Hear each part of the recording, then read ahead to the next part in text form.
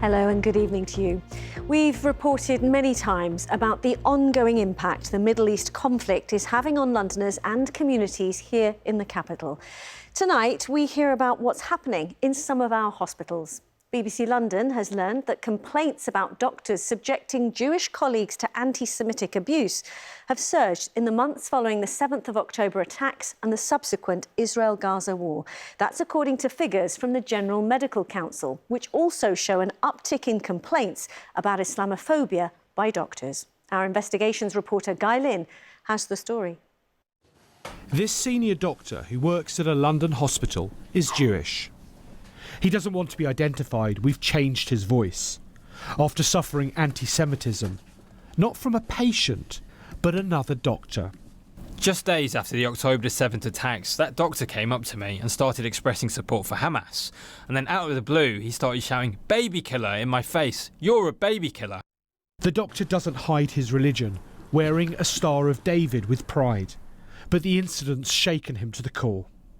It felt like this doctor was angry about what was going on in the Middle East and had zoned in on me just because he knew I was Jewish, almost blaming me for what was happening in Gaza. And of course, which I have no control over as a British Jew from London, I was devastated, extremely upset. It's made me want to hide who I am at work. The BBC understands all aspects of that incident at a London hospital, including the alleged anti-Semitism, are under investigation.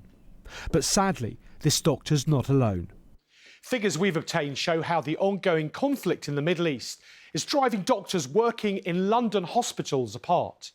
A Freedom of Information request by BBC London to the medical regulator, the GMC, reveals there were 8 complaints about anti-Semitism in the year to October in 2023.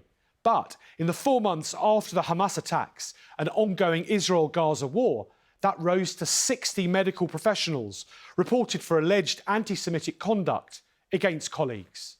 One charity monitoring anti-Semitism says it's a worrying rise. This is quite unusual. It's quite a new thing to be reported. This is the one part of society where we expect everybody to always behave with complete professionalism. And the idea that even in this part of society, anti-Semitism has gone up and Jewish doctors are experiencing that kind of prejudice from colleagues is really shocking and appalling. The GMC told us it was investigating serious concerns and would take action where necessary. The GMC figures we've obtained, though, also show a smaller increase in complaints about Islamophobia against Muslim doctors.